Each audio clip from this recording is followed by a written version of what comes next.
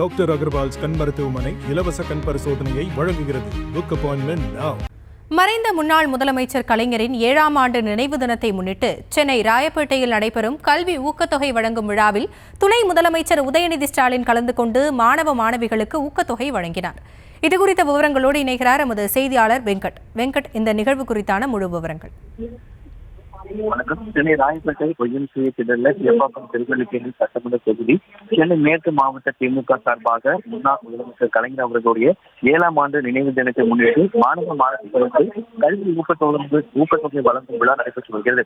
இந்த விழாவில் துணை முதலமைச்சர் உதயநிதி ஸ்டாலின் கலந்து கொண்டு மாணவர்களுக்கு கல்வி ஊக்கத்தொகையை வழங்கி வருகிறார். முன்னதாக உதயநிதி ஸ்டாலின் அறக்கட்டளை சார்பாக சேப்பாக்கம் திருவள்ளிக்கேணி சட்டமன்ற தொகுதி பொதுமக்களின் பயன்பாட்டிற்கு இலவச அமரர் குளிர்சாதன பெட்டி மற்றும் வாகனங்களையும் தொகுதி பயன்பாட்டிற்காக துணை முதலமைச்சர் உதயநிதி ஸ்டாலின் வழங்கினார். தொடர்ந்து சேப்பாக்கம் திருவள்ளிக்கேணி தொகுதியில பொருளாதாரத்தில் பின்தங்கி உள்ள பள்ளி மற்றும் கல்லூரி மாணவர்களுக்கு கல்வி உதவித் தொகை என்பது வழங்கப்பட்டது.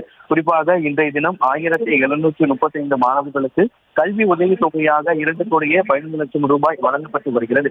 இந்த நிகழ்வில் மத்திய சென்னை நாடாளுமன்ற உறுப்பினர் தயாநிதி மாறன், சென்னை மேற்கு மாவட்ட செயலாளர் சித்தரசு உள்ளிட்ட பல திமுக நிர்வாகிகள் கலந்து கொண்டிருக்கிறது.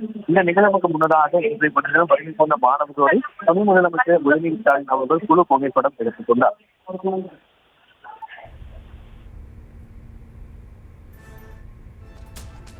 விவரங்களுக்கு நன்றி வெங்கட்ரமணன். டாக்டர் அகர்வால்ஸ் கண் மருத்துவமனை இலவச கண் பரிசோதனையை வழங்குகிறது. Book appointment now.